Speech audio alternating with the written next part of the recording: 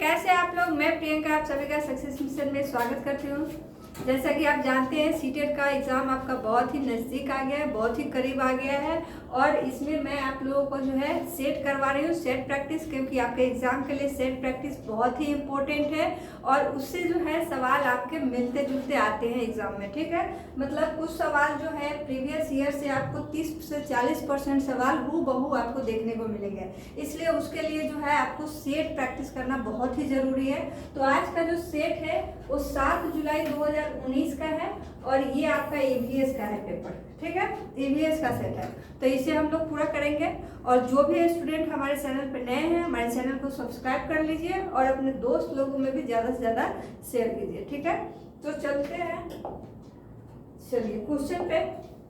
देखिए, ये पहला सवाल है आपका ईवीएस का। इसमें दिया है कि एक शिक्षक खाना किस प्रकार से खराब होता है, उस पर एक प्रयोग करता है कि खाना कैसे खराब होता है उसका प्रयोग करता है। तो पहला है, इसमें दिया हुआ है और चीजें कि शिक्षक बच्चों के समूह बनाकर उसके प्रयोग से संबंधित सामग्री देता है और शिक्षक बच्चों के समूह क्यों बनाता है। ठीक है, सामग्री दिया और समूह बना के दिया, तो समूह क्यों बनाता है, इस पे आपका 4 स्टेटमेंट है और चारों स्टेटमेंट में कौन सही है कौन गलत है ये आपको देखना है। तो कहता है शिक्षक सहपाठी अधिगम का समर्थन करता है, सही बात है। उसमें जो है समूह बना करके अगर दिया हुआ है तो सहपाठी अधिगम का समर्थन करता है, इसीलिए ग्रुपिंग में उन्होंने सभी चीजें सामग्री दी है, तो ये तो सही होगा। अब ये ऑप्शन किसमें है, तो देखिए पहला और तीसरा में तो नहीं है, ये आपका छट जाएगा। अब ये ऑप्शन 2 और 4 में है, तो आगे भी देखते हैं। कहता है शिक्षक बच्चों की सामाजिक अंतरक्रिया में सुधार करना चाहता है, सही बात है। तो आपका बी भी क्या होगा, इसमें स्टेटमेंट सही होगा, क्योंकि एक साथ ग्रुप में अगर कोई काम किया जाता है तो सामाजिक अंतरक्रिया का उसमें जो है सुधार अवश्य होता है। तो ये आपका बी भी स्टेटमेंट सही है, तो हमारा ऑप्शन कौन सा हो जाएगा, राइट, ऑप्शन नंबर 2 हो जाएगा। क्लियर है, चलिए ए और बी, क्योंकि तीन स्टेटमेंट का इसमें था नहीं, इसलिए सी पढ़ने की भी जरूरत नहीं है आपको। ठीक है, चलिए नेक्स्ट सवाल है कि निम्नलिखित में से पर्यावरण अध्ययन में आकलन के लिए कौन सा जो है संकेतक नहीं होना चाहिए। नहीं पूछा है कि कौन नहीं होना चाहिए, तो प्रश्न पूछना तो होना चाहिए, क्योंकि प्रश्न पूछेंगे तभी कोई चीजों को क्लियर से समझ पाएंगे। न्याय और समानता के प्रति सरोकार होना, तो ये भी आपका सही है। कहता है सहभागिता होना, तो सहभागिता भी आपका इसमें सही आएगा। याद करना नहीं होगा, क्योंकि याद करना, रटमल बनना, ये आपका नेगेटिव वर्ड आ जाता है। ठीक है, तो ऑप्शन 4 जो है ये जो है पर्यावरण अध्ययन के आकलन के लिए जो है आपका संकेत सही नहीं है। नेक्स्ट सवाल है 63 नंबर। पर्यावरण अध्ययन में शिक्षक के द्वारा बच्चों को स्वयं के आकलन के लिए अवसर देना स्व आकलन है, डैश है। तो देखिए खुद के लिए आकलन करने का, बच्चा खुद से अगर ये कर रहा है तो उसके लिए जो होता है सीखने के समान आकलन हम उसे बोलते हैं। तो ऑप्शन कौन सा हो जाएगा, ऑप्शन नंबर 3। क्लियर है, चलिए नेक्स्ट सवाल देखते हैं। चलिए इसमें है कि रेटिंग स्केल में कौन सा तकनीक का उपयोग जो है होता है। देखिए रेटिंग स्केल जो होता है किसी चीज का कमी या कितना ज्यादा हुआ या क्या है, नाफा घटा, ये सारी चीजें हम लोग रेटिंग स्केल में करते हैं।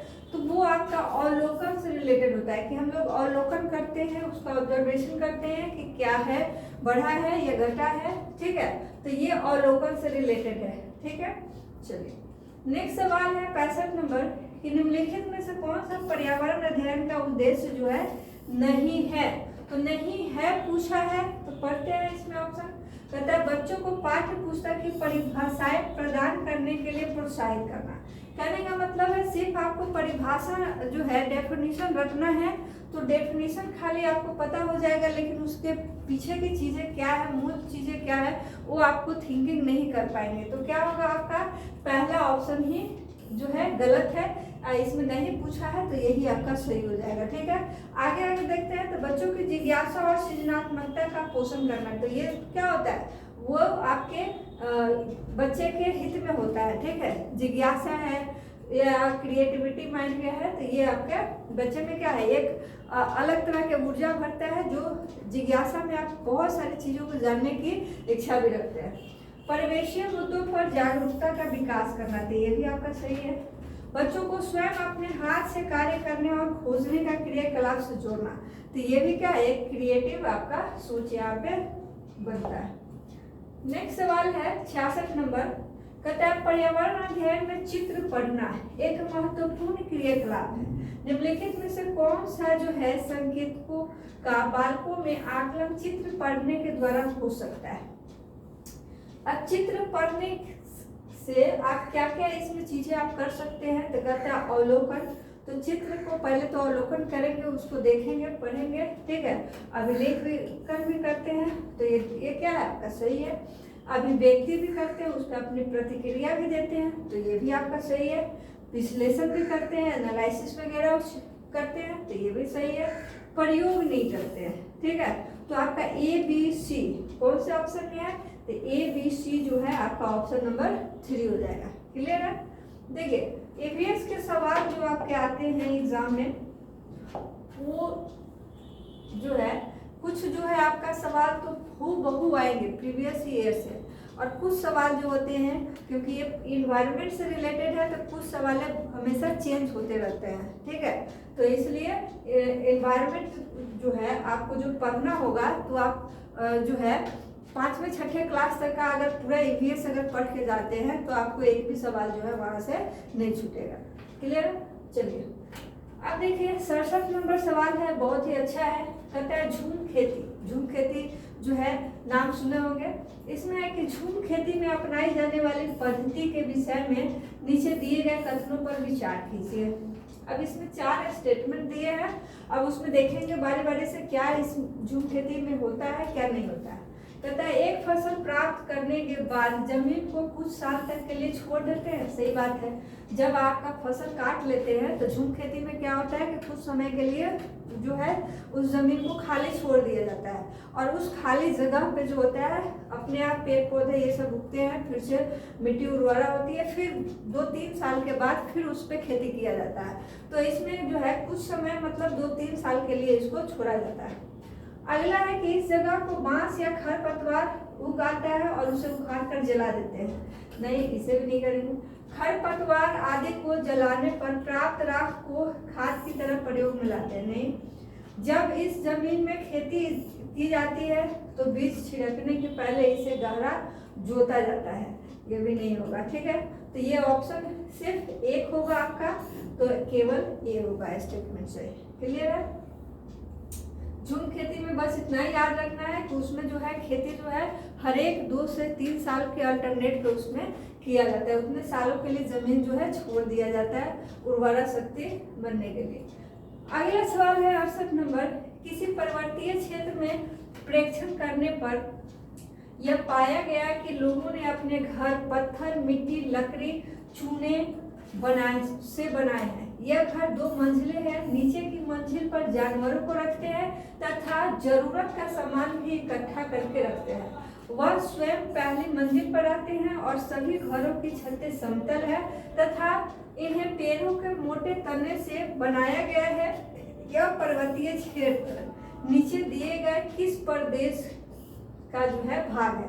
तो देखिए ऐसे जो होते हैं, जो आपके घर जो होते हैं पत्थर, मिट्टी, लकड़ी और चूने वगैरह के बने होते हैं, ये जम्मू कश्मीर से आपका है। जम्मू कश्मीर में लेह आपका एक जगह है जहाँ पे ऐसे घरे आपको देखने को मिलता है, ठीक है। तो ये जम्मू कश्मीर आपका हो जाएगा राइट आंसर, ऑप्शन नंबर 1। देखिए नेक्स्ट सवाल है, कहते हैं आदिवासी हजारों साल पहले कांसा की चीजें बनाते आए हैं। आज भी हमारे घरों में कांसा का उपयोग होता है। कांसा के विषय में निम्नलिखित में से सबसे सही कथन चुनिए। कहता है ये तांबे और टीन का मिश्रण होता है। एकदम बिल्कुल सही है कि कांसा जो होता है कॉपर और टीन का जो है मिश्रण होता है, ठीक है। तो यही आपका राइट आंसर हो जाएगा, ऑप्शन नंबर 1, ठीक है। ऐसे तो कांसा का बहुत सारे जगह यूज भी है, बर्तन वगैरह में भी हम लोग यूज करते हैं कांसा का, और भी जगहों पे यूज करते हैं।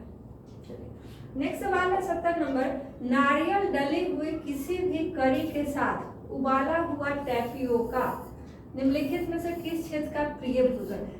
देखिए टैपियोका जो होता है ये आपका ये केरल का जो है एक स्पेशल वहाँ पे भोजन है, वहाँ का एक डिश है, ठीक है, जिसमें टैपियोका का यूज जो है हम लोग करते हैं। और भी बहुत सारे आपके स्टेट है जिसमें जो है हम लोग उसमें इस सब का यूज टैपियोका जो होता है ये जो है ये टैपियोका जो होता है जैसे साबूदाना वगैरह बनाने के लिए भी इसके जड़ का यूज होता है। और टैपियोका को हम लोग इंटरनेशनल लेवल पे इसको जो है सवाका इसको बोला जाता है, ठीक है, कसावा बोला जाता है इसको, कसावा, ठीक है, कसावा बोला जाता है टैपियोका को इंटरनेशनल लेवल पे, ठीक। चलिए तो ये आपका जो है केरल में है, इस तरीके का वहाँ डिश होता है जो कि सुबह सुबह नाश्ते में वहाँ पे लोग लेते हैं, ठीक। तो ऑप्शन नंबर आपका 2 हो जाएगा राइट आंसर। उसके बाद है 71 नंबर, आमतौर पर यह माना जाता है कि रात में जगने वाले जानवर हर चीज को जिस रंग में देखते हैं वे रंग कौन है? तो देखिए जनरली जो दिन में जो जानवर जगते हैं, ठीक है, दिन में देखते हैं चीजों को, तो वो सभी रंगे देखते हैं, जितने भी कलर्स हैं सभी रंगे देखते हैं। लेकिन स्पेशली जो रात में जगते हैं उन लोगों में लाल और काला और सफेद जो होता है यही 2 कलर उन्हें अच्छे से दिखाई देती है, ठीक है। तो काला और सफेद जो है उन्हें वो रंगे दिखाई देती है, बाद बाकी की जो होती है रंगे वो सभी दिन में जगने वाले जानवरों को दिखाई देती है। चलिए नेक्स्ट सवाल है, केंचुओं को किसानों का मित्र माना जाता है, इसके लिए निम्नलिखित में से सही कारणों को चुनिए। कहता है केंचुए मृत पत्तियों और पौधों को खाते हैं तथा इसके मल जमीन में उपजाऊ बनाती है, सही बात है। केंचुए खरपतवार खाते हैं जिससे मुख्य फसल की रक्षा होती है, नहीं, बी आपका इसमें सही नहीं है। अगला है इसमें कि केंचुए जमीन में छेद बनाते हैं जिससे जमीन पोली हो जाती है, पोली होने का मतलब है कि भुरभुरा हो जाता है, ठीक है, और भुरभुरी होने के वजह से उसमें जो है आपका हवा पानी ये सब आसानी से है, जैसे इसमें दिया है तो ये भी आपका सही है। केंचुए द्वारा बनाए गए छेदों में जमीन को आसानी से हवा और पानी मिल जाता है, ठीक है। तो आपका ए, सी और डी ऑप्शन सही है, बी गलत है, ठीक। तो ए, सी, डी आपका ऑप्शन किस में है? आपका ऑप्शन नंबर 4 है, क्लियर है। चलिए नेक्स्ट सवाल है, हमारे देश के मानचित्र में झारखंड कहाँ स्थित है? अब देखिए झारखंड यहाँ भी स्थित है, लेकिन जैसे जैसे ऑप्शन दिया हुआ है उसके अकॉर्डिंग देखना है। सबसे पहले अगर झारखंड की बात की जाए, ये आपका झारखंड है, तो देखिए साउथ, नॉर्थ, ये ईस्ट, ये वेस्ट। अब इसमें क्या है कि इसके नॉर्थ में जो है आपका बिहार है और इधर जो है आपका ओडिशा है, ठीक है। इसके इधर जो है आपका वेस्ट बंगाल है और आपका पश्चिम में जो है आपका मध्य प्रदेश है, ठीक है। तो ये जो है आपका झारखंड के आपके साउथ में हो गया ओडिशा, तो कह सकते हैं झारखंड जो है ओडिशा के उत्तर में है, ठीक है, और बिहार के जो है ये आपका दक्षिण में है, पश्चिम बंगाल के पश्चिम में है और मध्य प्रदेश के पूर्व में है। अब इसमें से कौन सा ऑप्शन मिलता है वो देखते हैं। कहता है छत्तीसगढ़ के दक्षिण पूर्व में, तो छत्तीसगढ़ के दक्षिण पूर्व में नहीं, छत्तीसगढ़ आपका इधर का एरिया आ जाता है, तो ये आपका नहीं आएगा, ठीक है। उत्तर प्रदेश के पश्चिम में, उत्तर प्रदेश का एरिया ये है, तो ये पश्चिम में नहीं आएगा। फिर पश्चिम बंगाल के पूर्व में, देखिए पश्चिम बंगाल के पूर्व में नहीं है, ये पश्चिम में है, तो ये भी नहीं होगा। ओडिशा के उत्तर में, तो ओडिशा के उत्तर में है, तो आपका ऑप्शन कौन सा हो जाएगा right answer? Option number 4, clear है। चलिए नेक्स्ट सवाल, ठीक है। तो नेक्स्ट सवाल है, पेट्रोलियम में से निम्नलिखित में से पेट्रोलियम से क्या प्राप्त नहीं होता है? ठीक है, तो देखिए जब भी पेट्रोलियम को जो है हम लोग बनाते हैं कारखाने वगैरह में, तो उसमें जो है आपको मोम बनता है, ग्रीस बनता है, डीजल बनता है, केरोसिन तेल बनता है और भी बहुत सारी चीजें उसमें स्नैक वगैरह डाल के सब बनता है, ठीक है। और कोयला जो है वो नहीं बनता है, तो ऑप्शन हमारा क्या हो जाएगा? ऑप्शन नंबर 1 हो जाएगा। नेक्स्ट सवाल है आपका 75 नंबर। लिखा है कि निम्नलिखित में से त्योहारों का उस समूह को चुनिए जिसे पूर्णिमा को मनाया जाता है। ठीक है, पूर्णिमा को मनाए जाने वाले त्योहार। तो देखिए सबसे पहला ऑप्शन है दीपावली, दूसरा में भी दीपावली। तो देखिए दीपावली जो होता है दियों का त्योहार होता है, जो कि बहुत ही आपका इंडिया में फेमस त्योहार है। ये जो है आपका पूर्णिमा के ना होकर के अमावस्या को मनाया जाता है। तो पहले और दूसरा ऑप्शन तो आपका ऐसे ही चल गया। ठीक है, अब देखिए होली जो है पूर्णिमा को होती है, अब दोनों में होली है। तो महाशिवरात्रि बुद्ध जयंती नहीं होगी। ठीक है, होली रक्षाबंधन भी पूर्णिमा को होता है, क्योंकि अभी भी रक्षाबंधन आने वाला है, उस पूर्णिमा को ही होता है। और गुरु नानक जयंती भी आपका जो है गुरु पूर्णिमा जिसे हम लोग बोलते हैं तो पूर्णिमा को ही होती है। तो आपका ऑप्शन क्या हो जाएगा? Right answer option number 4। ठीक है, क्योंकि ये सभी अमावस्या के दिनों में होती है, ये पूर्णिमा में होती है। नेक्स्ट सवाल है निम्नलिखित राज्यों के समूहों में से किस एक समूह के समुद्र तट अरब सागर पर जो है स्थित है।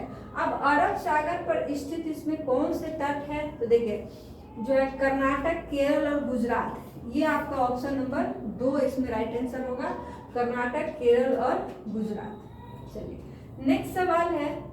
अब देखिए ये डायरेक्शन से आपका सवाल है, बहुत ही अच्छा। लिखा है आप एक्स पर स्थित है, ठीक है, और आपका विद्यालय वाई पर स्थित है।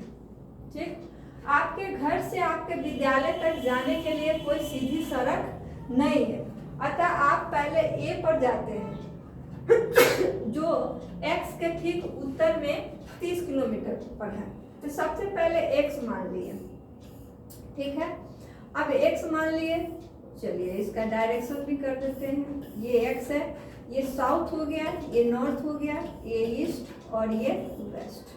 ठीक है, अब इसमें है कि x पर है और x के ठीक उत्तर में 30 किलोमीटर दूर, मतलब आप पहले a पर जाते हैं जो x के ठीक उत्तर में। तो x के ठीक उत्तर में मान लीजिए कि ये 30 किलोमीटर a पर आप चले गए। ठीक है, उसके बाद है फिर आप b पर जाते हैं जो a के ठीक पश्चिम में 40 किलोमीटर।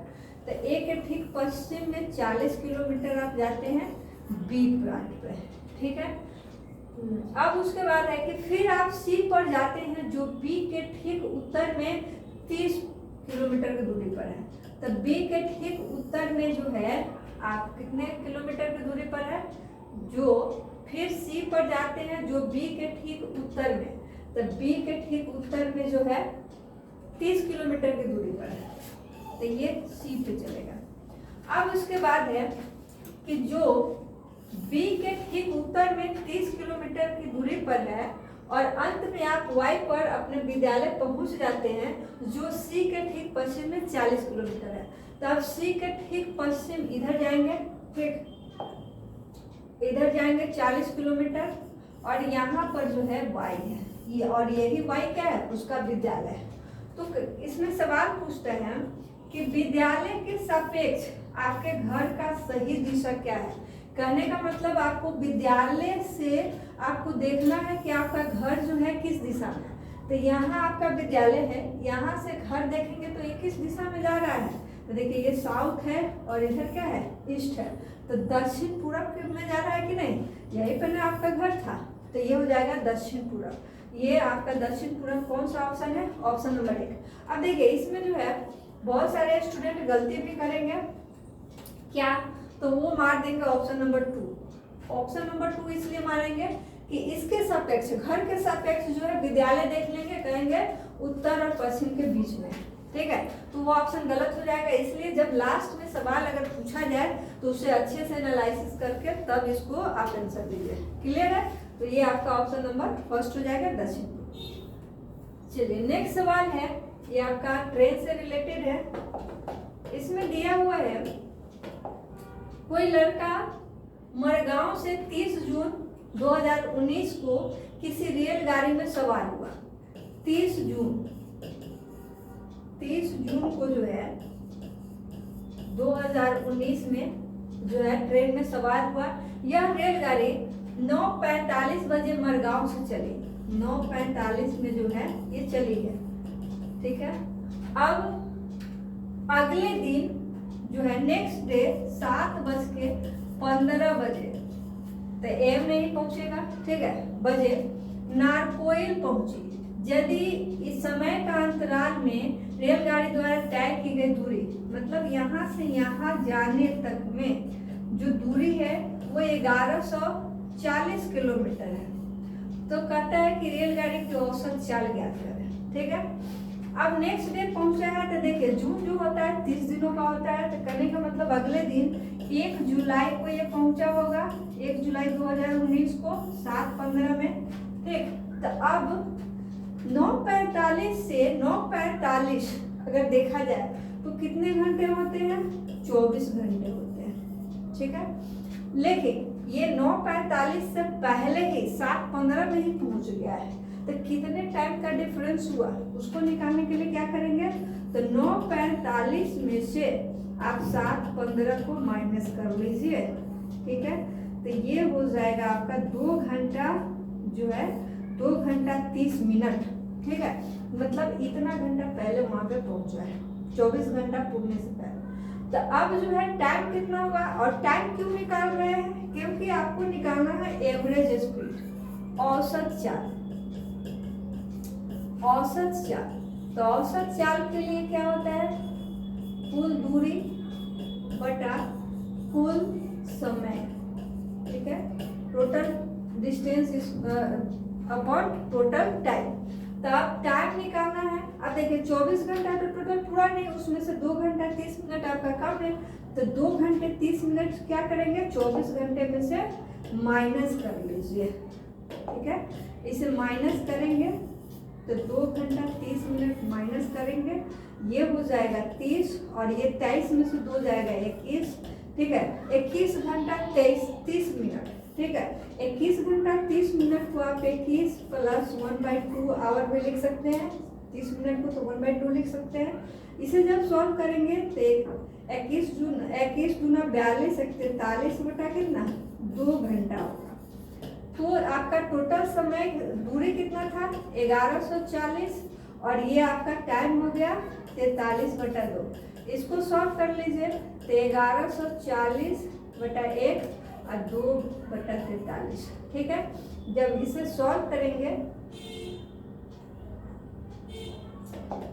इसको सॉल्व करेंगे तो यहाँ पे आ जाएगा हमारा 0.822/43। इससे इसको काटिए, ये आएगा 53.02 किलोमीटर लगभग।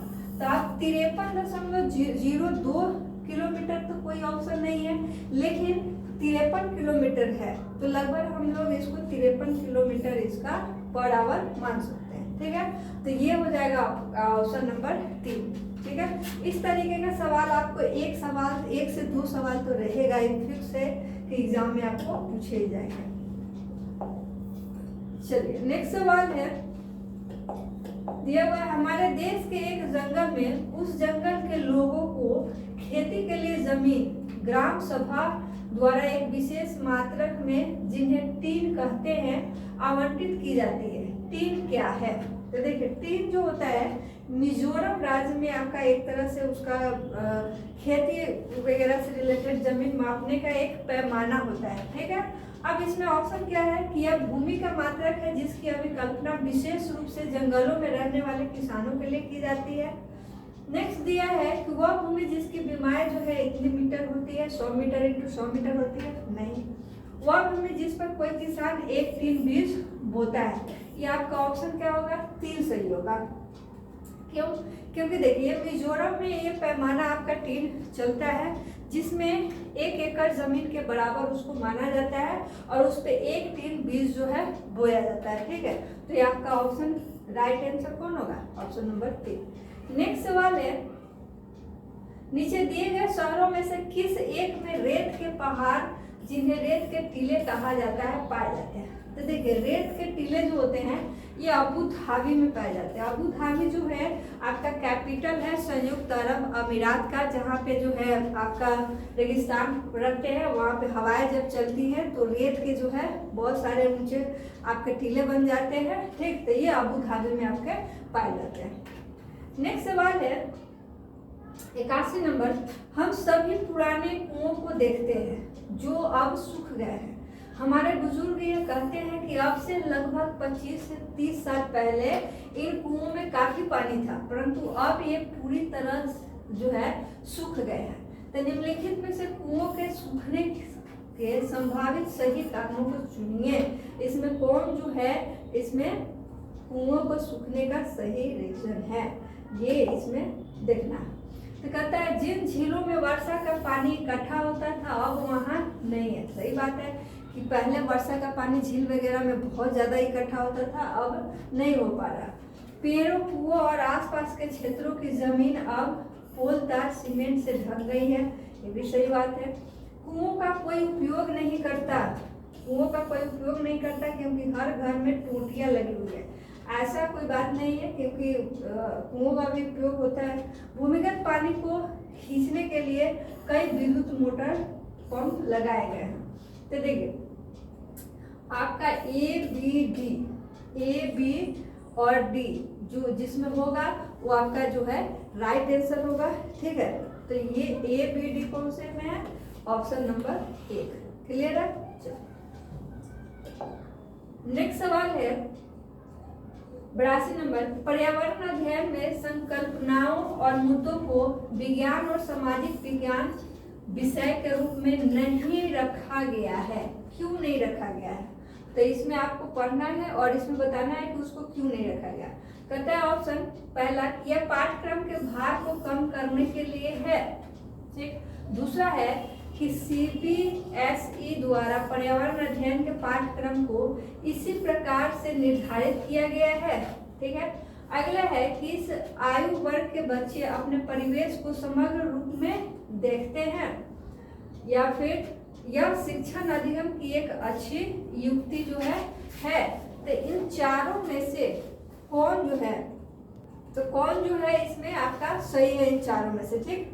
देखिए पर्यावरण अध्ययन में संकल्पनाओं मुद्दों को विज्ञान और सामाजिक विज्ञान के विषय में नहीं देखा गया है, तो ऐसे जो है आपका कहता है इस आयु वर्ग के बच्चे अपने परिवेश को समग्र रूप में देखते हैं। सही बात है क्योंकि जो बच्चे होते हैं छोटे बच्चे वो अपने परिवार से, समाज से और इन्वायरमेंट से बहुत सारी चीज़ें सीखते हैं। ठीक है, तो इस आयु वर्ग के बच्चे जो है परिवेश को समग्र रूप देखते हैं क्योंकि उसी में सारी चीज़ों को वो समझते हैं। ठीक, तो ये आपका ऑप्शन नंबर क्या हो जाएगा? ऑप्शन नंबर 3 हो जाएगा कि सामाजिक विज्ञान विषय के रूप में जो है नहीं रखा गया है।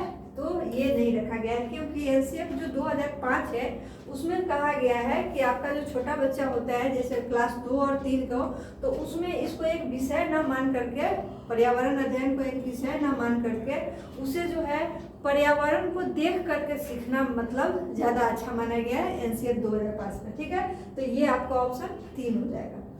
चलिए नेक्स्ट सवाल है 83 नंबर, निम्नलिखित में से कक्षा 1 और 2 के लिए पर्यावरण अध्ययन विषय के संदर्भ में सत्य है, तो कौन सा सत्य है ये पूछ रहा है। कहता है कि कक्षा 1 और 2 में एक विषय के रूप में पर्यावरण अध्ययन सुलझाने का आसान नहीं है। देखिए 1 और 2 विषय के रूप में जो है पर्यावरण अध्ययन समझने के लिए आसान नहीं है। ये आसान है क्योंकि कक्षा 1 और 2 में तो पर्यावरण अध्ययन आराम से समझ सकते हैं, लेकिन उसमें क्या है कि आपको एक विषय में मान करके उसे पर्यावरण से ही जो है आपको रिलेट करके समझना ज़्यादा सही होगा। ठीक, चलिए अगला ऑप्शन है कि पर्यावरण अध्ययन से संबंधित मुद्दों और संबंधों का संपादन भाषा के द्वारा होता है। ठीक है, फिर नेक्स्ट है कि पर्यावरण अध्ययन से संबंधित मुद्दों और संबंधों का संपादन भाषा और गणित के माध्यम से होता है। देखिए भाषा के माध्यम से तो होता ही है, लेकिन भाषा और गणित दोनों जिसमें आएगा वो आपका ज़्यादा अच्छा आंसर माना जाएगा। तो ये आपका ऑप्शन C3 जो है सही होगा। अगला ऑप्शन दिया है कि कक्षा 1 और 2 में पर्यावरण अध्ययन को एक नए विषय के रूप में प्रस्तुत किया गया है। नहीं, देखिए कक्षा 1, 2 में तो उसको विषय के रूप में पढ़ना ही नहीं है क्योंकि वो आपके इन्वायरमेंट का चीज़ है। तो इन्वायरमेंट में हम लोग क्या करते हैं, चीज़ों को देखते हैं, समझते हैं, उसी से सीखते हैं। ठीक, तो विषय मान के उसको नहीं पढ़ना है। तो ऑप्शन नंबर इसका राइट हो जाएगा 3।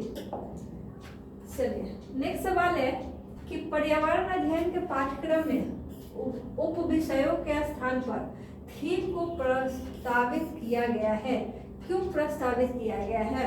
तो इसमें है कि उप विषयों की तुलना में थीम आधारित पर्यावरण अध्ययन का संपादन आसान होता है।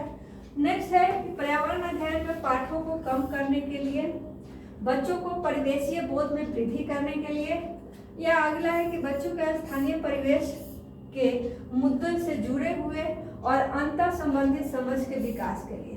ठीक है, तो देखिए पर्यावरण अध्ययन के जो पाठ्यक्रम जो होते हैं उसको उप विषय के स्थान पर थीम को इस तरह प्रस्तावित किया गया है कि बच्चे जो है स्थानीय परिवेश से चीजें ज्यादा सीखते हैं और स्थानीय परिवेश से सीखते हैं तो उसी मुद्दों को जो है अंतर संबंधित समझ के विकास के लिए जो है हम इसको प्रस्तावित करते हैं। तो ऑप्शन कौन सा हो जाएगा? Right answer option 4। नेक्स्ट सवाल है, निम्नलिखित में से कौन सा वर्तमान पर्यावरण अध्ययन पाठ्यक्रम के 6 मुख्य थीमों में से एक नहीं है? अब देखिए 6 मुख्य थीम है जिसमें आपका जो है भोजन है, वस्त्र, भोजन है, मित्र है, भोजन, परिवार, मित्र, आवास, जिसको आश्रय भी हम लोग इसे लिखते हैं। उसके बाद जो है आपका भोजन, परिवार, मित्र, आवास और पानी भी आता है इसमें। 1 2 3 4 5 पानी के अलावा यात्रा भी आपका आता है और यात्रा के साथ साथ मतलब यात्रा के साथ साथ हम चीजें कैसे बनाते हैं ये भी आता है। हम चीजें कैसे सीखते हैं या बनाते हैं। ठीक है, तो ये आपके 6 थीम है और इसमें पूछा है कि कौन सा 6 थीमों में से एक नहीं है। तो देखिए आवास तो आपका है ही, शेल्टर, भोजन भी है, हम चीजें कैसे सीखते हैं बनाते हैं, कैसे बनाते हैं वो सभी है। तो आपका कौन नहीं है? तो काम और खेल, ये आपके जो है पाठ्यक्रम के मुख्य 6 थीमों में से एक नहीं है। तो आपका ऑप्शन नंबर 1 हो जाएगा राइट आंसर। चलिए नेक्स्ट सवाल है, और देखिए ये जो आपका सवाल था ये आपके लगभग हर एक एग्जाम में ये पूछे जाते हैं क्योंकि ये जो 6 थीम है इसको एकदम से ध्यान में रखिए, याद रखिए, इससे सवाल आपके एग्जाम में आएगा ही आएगा। चलिए नेक्स्ट सवाल है 86 नंबर, निम्नलिखित में से कौन सा एक पर्यावरण अध्ययन के संबंध में सत्य नहीं है? अब जो गलत है वो आपको यहाँ पे बताना है। ठीक, तो पहला ऑप्शन है कि पर्यावरण अध्ययन वर्णनों और परिभाषाओं पर बल देता है। देखिए वर्णन तो ठीक है लेकिन परिभाषा पर बल नहीं देता है। ठीक, उसके बाद जो है अब निगेटिव इसमें खोजना था तो पहले ही हमारा निगेटिव निकल गया, तो हमारा आंसर तो पहला ही होगा। आगे की चीजें हैं कि पर्यावरण अध्ययन की प्रकृति एकीकृत होती है, सही बात है। पर्यावरण अध्ययन बाल केंद्रित अध्ययन है, सही बात है, बाल केंद्रित है। वैसे भी एजुकेशन जो होता है आपका चाइल्ड सेंटर्ड ही होता है, बाल केंद्रित ही होता है। ठीक, पर्यावरण अध्ययन बच्चों को अपने परिवेश को खोजने का अवसर देता है, सही बात है। और क्योंकि बच्चे बाल केंद्रित होते हैं इसमें तो खुद से ही पर्यावरण से बहुत सारी चीजें सीखते हैं और उसका एनालिसिस करते हैं। नेक्स्ट सवाल है कि निम्नलिखित में से क्या एक पर्यावरण अध्ययन में ज्ञान रचना में बहुत ही महत्वपूर्ण है? तो सबसे महत्वपूर्ण इसमें क्या है ये इसमें बताना है। कहता है बच्चों की सक्रिय भागीदारी, सही बात है। बच्चों के ज्ञान को शिक्षकों के ज्ञान से जोड़ना, नहीं, शिक्षक के ज्ञान से जोड़ना ये सही नहीं है। कहता है पर्यावरण अध्ययन को कक्षा के 4 दीवारी से बाहर सीखना, ये भी सही बात है कि आपने जो पर्यावरण अध्ययन किया है, जो सीखा है, जो पढ़ा है उसे आप अपने कक्षा के 4 दीवारी के बाहर भी उसको क्या करेंगे, रिलेट करके उसको सीखेंगे। कहता है बच्चों के स्थानीय ज्ञान को विद्यालय के ज्ञान से संबंधित करना, तो आपका ACD, तो ACD आपका ऑप्शन किसमें है? ऑप्शन नंबर 2 है, तो ऑप्शन नंबर 2 आपका राइट आंसर होगा। चलिए नेक्स्ट सवाल है 88 नंबर, पर्यावरण अध्ययन में बच्चों को जोड़ने की सबसे प्रभावशाली युक्ति क्या है? ठीक है, तो सबसे प्रभावशाली युक्ति यहाँ पे पूछा है। कहता है कक्षा निर्देश, पाठ्य पुस्तक का पठन, किस्से कहानियां, शिक्षक द्वारा व्याख्या।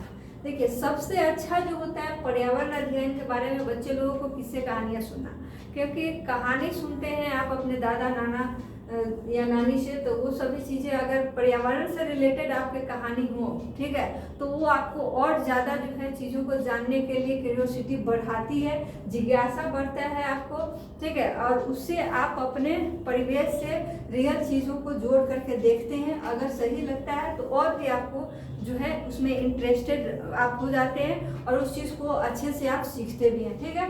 तो किस्से कहानियाँ जो है इसमें आपका सही होगा, ऑप्शन नंबर 2।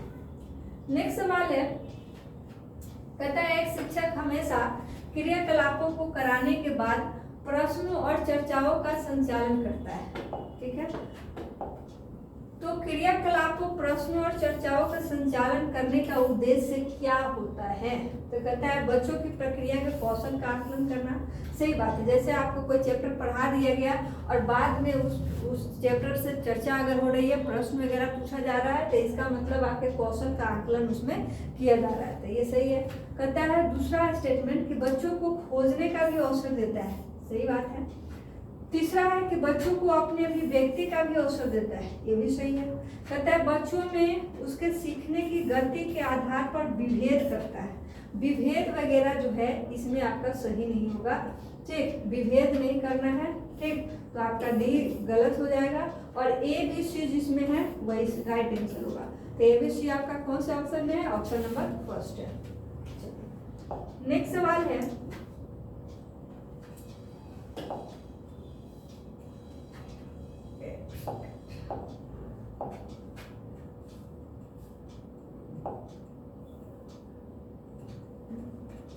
देखिए इसमें आपका दिया गया है 90 नंबर क्वेश्चन, ये लास्ट सवाल है आपका ईवीएस का।